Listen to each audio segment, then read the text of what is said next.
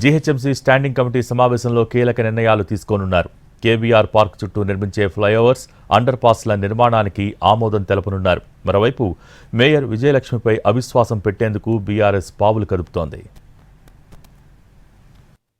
ఇవాళ greater Hyderabad municipal corporation GHMC standing committee సమావేశం జరగనుంది. మేయర్ గద్వాల విజయలక్ష్మి అధ్యక్షతన జరిగే మీటింగ్లో 15 అంశాలపై చర్చించనున్నారు.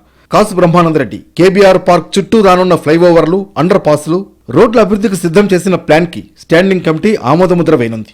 అలాగే కేబీఆర్ పార్క్ ప్రాజెక్ట్ అంచనా వ్యయాన్ని పెంచే అంశానికి కూడా స్టాండింగ్ కమిటీ ఆమోదం తెలపనుంది. హెచ్సిటీ ప్రాజెక్ట్ కోసం 227 చోట్ల ఆస్తుల స్వాధీనం, నారాయణగూడలో మల్టీమోడల్ మార్కెట్, సిఎస్ఆర్ పద్ధతిలో అభివృద్ధి పనులపై స్టాండింగ్ కమిటీ చర్చిస్తుంది. హైదరాబాద్లోని నాలాల్లో పూడికలు తీయడం, సిఆర్ఎంపీ కింద చేపట్టే పనులకు సంబంధించిన ప్రతిపాదనలపై చర్చించి నిర్ణయం తీసుకోనున్నారు. మరోవైపు జీహెచ్ఎంసీ మేయర్ గద్వాల విజయలక్ష్మిని గద్దెదింపే ప్రయత్నాల్లో ఉంది బీఆర్ఎస్. దీనిపై చర్చించేందుకు బీఆర్ఎస్ వర్కింగ్ ప్రెసిడెంట్ కేటీఆర్ నేతృత్వంలో ప్రత్యేక సమావేశం జరిగింది. అవిశ్వాసం పెట్టేందుకు తమ కార్పొరేటర్లతో పాటు ఇంకెంతమంది కావాలి, ఎక్స్ అఫీషియో సభ్యులు మినహా మిగతా సభ్యుల్ని ఎలా సమకూర్చుకోవాలనే అంశంపై చర్చించారు.